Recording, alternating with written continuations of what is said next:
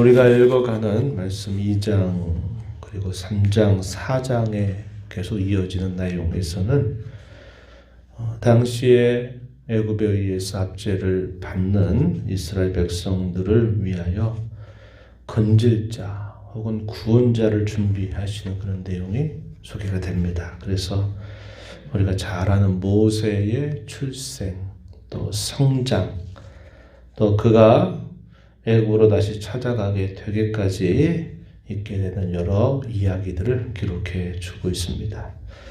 오늘 우리가 읽어간 2장의 내용에서는 모세가 출생하고 그가 어린 시절을 어떻게 자라가게 되었는가. 사실 어린 시절이라 그래도 벌써 나이가 한 40여 세까지 되는 나이죠. 그리고 그가 40세가 되었을 때 뭔가 큰 일을 좀 하고자 했는데 도리어 큰 오해를 받고서 그는 도망자의 신세가 되어버려서 미디안 광야에서 약 또 한 40여 년 세월을 보내게 됩니다. 그런 가운데서 가정을 이루게 되는 일들, 또 그런 와중에 이스라엘은 이 애굽으로 말미암아 더 많은 고통과 고역을 겪게 되는 그런 상황이 그려지고 있습니다. 1절부터 10절까지의 내용이 모세의 출생과 성장기에 대한 기록을 남겨줍니다. 너무나 잘 아는 이야기죠. 모세는 그의 부모가 아므람, 요게벳 사이에서 태어납니다. 오늘 본문 속에서는 등장하지 않지만 6장 20절 말씀에 보면은 그의 부모 이름이 소개가 되는데 레위 지파 출신의 두 사람 사이에서 태어납니다. 그때는 어떤 역사적인 상황이었습니까? 살인 명령이 떨어져 있는 상태죠. 애굽 사람들로 하여금 히브리 남자를 죽이는 것은 적법한 일이면서 동시에 명령이었습니다. 다른 나라 사람을 죽여도 아무런 어떤 법적인 책임을 지지 않고 도리어 죽이라고 명령을 내리니까 얼마나 살벌한 때가 닥쳤는지 모르죠. 그래서 이 두 사람이 아이를 출산하지만 그 아이를 계속적으로 숨겨서 키워가기는 어려워요. 아이가 자라가게 되면서 소리를 내고 이것이 발각이 되는 순간 죽음을 당할 수 있기 때문에 그들이 어떻게든지 그 아이를 기르려고 했던 그 최대의 긴 시간이 3개월이었습니다. 3개월 동안을 아이를 낳아서 젖을 먹이고 하면서 그 아이를 위하여 기도하고 또 그 아이를 젖으로 먹이면서 길러가는 그런 모습이 소개가 돼요. 그런 다음에 이 3개월이 되었을 때 이 아이를 더 이상 자신들이 기를 수가 없었어요. 그래서 그들이 한 결정이 뭐냐면 나일 강가에다가 갈대로 엮은 상자에다가 역청과 나무친을 거기에 안팎으로 칠합니다. 그래서 물이 들어가지 않도록 하고 그 아이를 그 갈대 상자에 담아서 나일 강가에 띄우게 된 것입니다. 이 갈대 상자의 경우 우리가 생각을 해보면 창세기에서 하나님께서 죄악으로 말미암아 온 세상을 심판하시겠다 했을 때 노아에게 방주를 지어라. 그럴 때 그 방주를 짓는 것과 같아요. 그거에 마치 축소판과 같습니다. 그 방주의 특징은 노를 젓는 장치가 없어요. 그리고 뚜껑도 자신들이 닫을 수가 없고 하나님이 해 주셔야만 되는 것이죠. 축구장보다 큰 크기로 만들어서 3층으로 만들어 생명을 보존할 수 있는 최소한을 그곳에 있으면서 1년 넘는 시간 동안 보내게 되는데 전적으로 그 방주는 하나님의 손길에 모든 걸 맡겨드리는 일이었어요. 하나님이 해주셔야만 되는 성격입니다. 모세의 부모도 마찬가지로 그 아이를 더 이상 어떻게 할 수 없다라는 판단하에서 결단을 내렸던 것이 이 갈대로 만든 상자를 마치 방주처럼 만들어서 물이 들어가지 않게 한 다음에 그것을 나일 강가에 띄워 보내는 겁니다. 어떤 마음으로 뛰어보냈을까요? 하나님께 그의 모든 것을 맡기는 그런 마음으로 뛰어보내게 된 것입니다. 그런데 공교롭게도 어떤 일이 생겼느냐면 마침 그때에 바로의 공주가 시녀들을 데리고 그곳에 목욕을 하러 나와 있었습니다. 그리고 이 모세의 누이는 그 갈대 상자가 어디로 가는지를 유심히 지켜보고 있는 거예요. 그런데 목욕을 하러 나온 이 공주의 눈에 결국 이 갈대 상자가 발견이 되고요. 그것을 열어봤더니 아이가 울어요. 갓난아이가 부모의 곁을 떠나서 거기서 울고 있는 그 광경을 볼 때 누구든지 그 아이를 불쌍히 여기는 마음을 갖게 될 것이에요. 바로의 공주가 그것을 너무나 측은히 여겨서 그 아이를 그 갈대 상자로부터 품에 안고서 그 아이를 자기의 아들처럼 기르게 되는 일이 있게 된 겁니다. 그런 과정에서 모세의 누이는 당시에 처녀이기 때문에 아이를 낳을 수도 없었겠고 또 이방 사람이기 때문에 더 그랬을 거예요. 그래서 유모를 자기가 소개하겠다고 이야기했더니 흔쾌히 그렇게 하라고 말합니다. 그 유모가 누구예요? 모세의 어머니입니다. 그래서 모세의 어머니가 유모로 들어가서 그 아이에게 젖을 먹이면서 계속적으로 그 아이를 기도하면서 기를 수 있게 된 것이에요. 그렇게 되면서 이 모세는 애굽의 궁정에서 자라가게 되지만 애굽의 모든 학문과 기술들을 다 익혀가지만 그는 그의 속은 하나님의 백성이라고 하는 그 정체성을 잘 유지하게 되는 것을 우리가 보게 됩니다.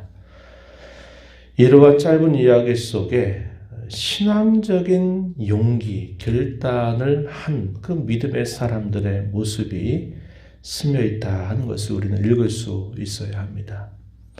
히브리서 11장 23절에서부터 26절까지의 내용이 그들의 어떠한 신앙적인 결단과 자세를 가지고 그 일에 함께 했는가 하는 것을 보여주고 그런 일들 속에서 하나님의 오묘한 섭리 역사는 또 어떻게 펼쳐지게 되는가 하는 것을 이 짧은 몇 개의 구절이 잘 보여주고 있음을 확인하게 됩니다. 아이를 숨겨서 기른 것도 신앙적인 행위였어요. 신앙적인 결단이었다 그러고 노예가 또 그 갓난아기 동생을 지켜보면서 그것이 어떻게 되는가를 살펴보고 바로의 공주에게 그 사실을 또 아뢰면서 식모로 자기 어머니를 그 궁정에 들여서 계속적으로 그 아이를 기르게 했던 이 일들은 참으로 믿음에 의한 행위였다 하는 것을 분명하게 말해 줍니다. 그리고 이제 그의 나이 약 40세가 됐어요. 애굽의 모든 것들을 다 배우고 익힐 만큼 나이가 들었을 때 모세는 어떠한 태도를 취하느냐 이제 그의 신앙적인 결단과 자세가 구체적으로 나타나기 시작합니다. 그 내용이 11절부터 쭉 소개가 돼요. 모세의 의도는 뭐냐면 자기의 동족들이 고통받는 것을 너무나 안타까워했어요. 내가 애굽에서 배운 이것을 가지고 내가 어떻게 할까? 내 민족을 위해 내가 무엇을 할까? 하는 생각을 했을 것입니다. 어느 날 바깥에 나가는데 자기의 동족을 괴롭히는 애굽인을 보고서는 이 애굽인을 자신이 죽이고 몰래 그것을 숨겨 놓게 됩니다. 그리고 나서 또다시 자기 동족들 간에 서로 다투고 싸우는 일들을 만류하려고 하는데 이 동족이 뭐라고 얘기하냐면 너 애굽 사람 죽이더니 우리도 죽이려고 하냐? 이렇게 이야기를 하면서 그는 살인자로 낙인이 찍혀버리게 됩니다. 이 사실이 애굽 왕 바로에게 알려지게 되면서 모세는 이제 도망칠 수밖에 없는 도망자의 신세가 되어버린 겁니다. 그야말로 자기의 계획과 의도와 다르게 기약할 수 없는 시간 속으로 그는 빠져들어가게 된 것이에요. 그래서 그는 어디로 도망치냐면 미디안 광야로 도망을 치게 된 것이죠. 거기에서 누구를 만나냐면 그의 아내가 될 사람이었던 십보라라고 하는 여인을 만납니다. 목자들이 여인들이 끌고 오는 양떼들이 물을 먹이기 전에 계속 괴롭혔던 것 같아요. 그러니까 그때에도 여자들이 양떼를 끌고 나와서 물을 먹이려고 하니까 다른 지역에 있는 목자들이 와서 괴롭히는 겁니다. 자신들이 먼저 먹일 테니 이렇게 하라는 거예요. 그래서 그렇게 되는 일이 늘상 있었던 일인데 모세가 그것을 지켜보면서 그 다른 마을에서 온 목자들을 물리쳐 주죠. 그리고 그 여인이 데리고 온 양떼를 먹이도록 도와주게 됩니다. 그래서 이 여인들이 빨리 자신들의 집으로 돌아가게 돼요. 아버지가 그것을 보고서 놀랍니다. 어떻게 이렇게 빨리 물을 먹이고 돌아왔냐 이렇게 물었더니 대답하기를 어떤 남자 한 사람이 도와주어서 그렇게 되었다고 말합니다. 그녀들의 아버지가 말합니다. 어찌 그 사람을 그냥 두고 왔냐. 그를 청해와라. 그래서 그를 맞이하게 된 겁니다. 그곳에서 이 여인들의 아버지가 봤을 때 참 믿음직스럽고 등지가죠. 그러니까 계속 그곳에 동거하게 하다가 마침내 십보라라고 하는 딸을 그의 아내로 주면서 그곳에서 가정을 꾸리게 된 겁니다. 그리고 나서 첫 번째 얻은 아들 게르솜이라 이름을 짓는데 그 이름의 뜻이 타국에서 내가 나그네가 되었다. 이렇게 그 뜻을 담고 있는 겁니다. 22절 그렇게 표현되어 있어요. 모세는 처음에 어떤 마음을 가졌을까요? 내가 애굽에서 배운 이것을 가지고 내가 내 동족을 위하여 하나님 백성을 위하여 내가 큰 일을 해보겠다라고 하는 이런 계획을 세우고 자기 동족에게로 가까이 다가선 겁니다. 히브리서 11장 24절 이하에서는 뭐라고 말하냐면 바로의 공주의 아들로 자라는 것보다 하나님 백성들과 함께 고난받기를 더 좋아했다. 애굽의 모든 보아들보다도 그리스도 때문에 곧 자기 백성들을 위해서 오히려 고난받는 것을 더 큰 보아로 여겼다. 이 모세의 행위는 믿음에 의한 행위라고 히브리서는 분명히 말해줘요. 그런데 뭐가 문제였느냐? 그가 생각하고 있는 그 때와 방법과 하나님께서 생각하고 계시는 때와 방법은 달랐다 하는 겁니다. 이게 이제 어려운 것입니다. 우리가 믿음으로 살고자 하고 믿음의 결단을 내리고 무언가를 하고자 할 때에도 하나님께서 우리에게 원하시는 그분의 때와 방법이 잘 들어 맞아야 되는데 그렇지 않을 때도 분명히 있다는 거예요. 그래서 모세는 이게 어떻게 할 수 없는 일이구나 하고서는 기약할 수 없는 시간 속으로 빠져들고 살아가게 된 겁니다. 그리고 보낸 세월이 40여 년 세월을 보내게 된 것이죠. 그런 과정에서 이스라엘 백성들은 애굽 백성들에 의해서 더 많은 고초를 당하게 되고 그들의 부르짖음을 보신 하나님께서 이제 구체적인 구원의 때를 펼쳐가시게 될 것을 예고하는 말씀이 오늘 우리가 있는 이 마지막 부분에 소개가 됩니다. 믿음으로 살아가는 이 일들, 그것은 하나님 앞에 참으로 귀한 것입니다. 도무지 안 될 것 같은 그런 상황 속에서 그 일의 전체를 우리가 어떻게 할 수는 없는 것이죠. 그러나 내게 주어져 있는 삶의 그 범위 안에서 내가 어느 길을 택할 것인가 하는 것은 우리에게 가장 중요한 거예요.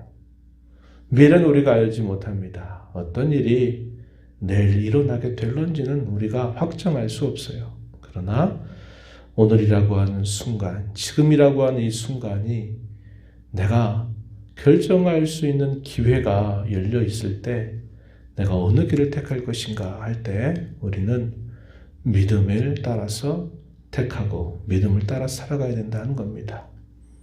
그런 믿음으로 살아가는 모든 사람들에게 하나님께서는 가장 적절하고 가장 적절한 방법으로 하나님은 그들을 위로하고 그들을 들어서 주의 거룩한 나라와 그의 영광을 위하여 하나님을 사용하신다 하는 것을 우리는 이 이야기 속에서 배우게 됩니다.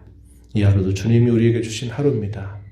가정에서 일터에서 살아가는 이 하루 동안에도 내가 할 수 있는 일, 그 모든 일들 속에서 믿음의 길을 택하십시오. 하나님을 믿는 자로서 내가 생각할 바를 생각하고 말하고 행하는 일에 가장 삶의 우선점과 초점을 맞추십시오. 그리고 하루를 살아가세요. 하나님이 넉넉한 은혜로 우리를 이끄시고 우리를 도우시며 우리를 붙들어 주실 것입니다. 이 하루 그런 믿음 가지고 또 힘내서 복되게 살아가는 복된 하루가 되기를 진심으로 바랍니다. 하나님 아버지 감사합니다. 이 새벽 시간에도 저희들을 깨워주셔서 오늘도 새로운 하루를 주신 아버지 앞에 나와 찬양드리며 또 말씀에 귀를 기울여 교훈받게 하심을 감사드립니다. 참 위기의 때, 공경의 때, 고초의 시간들을 보내고 있었던 그때에도 할 수 있는 최선을 다하여 믿음으로 결단하고 살아가는 그 옛신앙의 선배들의 모습을 살펴보았습니다.